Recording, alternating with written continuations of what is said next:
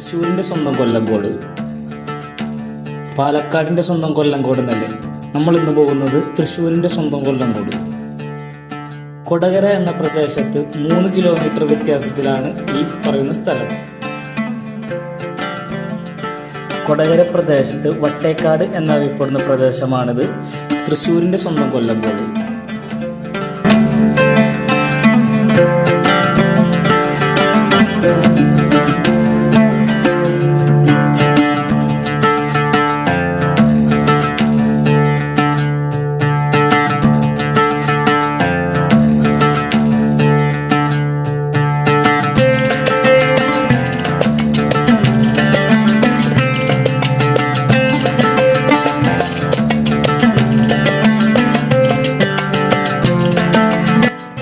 ഞങ്ങളുടെ ആദ്യത്തെ വീഡിയോ ആണിത്.